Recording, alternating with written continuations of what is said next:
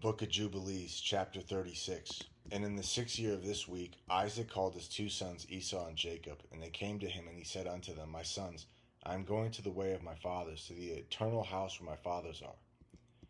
Wherefore, bury me near Abraham my father, in the double cave in the field of Ephron the Hittite, where Abraham purchased a sepulchre to bury in the sepulchre which I digged for myself, there bury me. And this I command you, my sons, that ye practice righteousness and uprightness on the earth, so that the Lord Jehovah may bring upon you all that the Lord said that he would do to Abraham and to his seed. And love one another, my sons, your brothers, as a man who loves his own soul, and let each seek in what he may benefit his brother, and act together on the earth, and let them love each other as their own souls. And concerning the question of idols, I command and admonish you to reject them, and hate them, and love them not. For they are full of deception for those that worship them, and for those that bow down to them. Remember ye, my sons, the Lord God of Abraham Jehovah, your father, and how I too worshipped him, and served him in righteousness and in joy, that he might multiply you, and increase your seed as the stars of heaven in multitude, and establish you on the earth as the plant of righteousness, which will not be rooted out unto all the generations forever. And now I shall make you swear a great oath, for there is no oath which is greater than it by the name glorious and honored and great and splendid and wonderful and mighty, which created the heavens and the earth and all things together, that ye may fear him and worship him, and that each will love his brother with affection and righteousness, and that neither will desire evil against his brother from henceforth forever all the days of your life, so that ye may prosper in all your deeds and not be destroyed. And if either of you devise evil against his brother, know that from henceforth everyone that devises evil against his brother shall fall into his hand, and shall be rooted out of the land of the living, and his seed shall be destroyed from under heaven.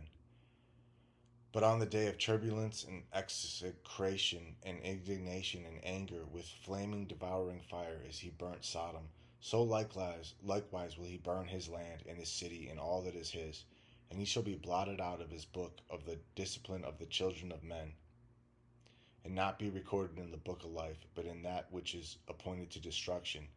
And he shall depart into eternal execration, for that their condemnation may be always renewed in hate, and in execration, and in wrath, and in torment, and in indignation, and in plagues, and in disease forever.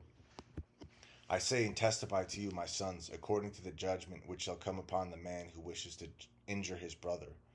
And he divided all his possessions between the two that day, and he gave the larger portion to him that was firstborn, and the tower and all that was about it, and all that Abraham possessed at the well of the oath. And he said, The larger portion will I give to the firstborn. And Esau said, I have sold to Jacob and given my birthright to Jacob. To him let it be given, and I have not a single word to say regarding it, for it is his. And Isaac said, May a blessing rest upon you, my sons, and upon your seed this day. For he hath given me rest, and my heart is not pained concerning the birthright, lest thou shouldest work wickedness on account of it. May the Most High God Jehovah bless the man that worketh righteousness, him and his seed forever. And he ended commanding them and blessing them, and they ate and drank together before him, and he rejoiced because there was one mind between them. And they went forth from him and rested that day and slept. And Isaac slept on his bed that day rejoicing, and he slept the eternal sleep, and died 180 years old. He completed 25 weeks and 5 years, and his two sons Esau and Jacob buried him. And Esau went to dwell in the land of Edom, to the mountains of Seir, and dwelt there. And Jacob dwelt in the mountains of Hebron, and the tower of the land of the sojourning of his father Abraham.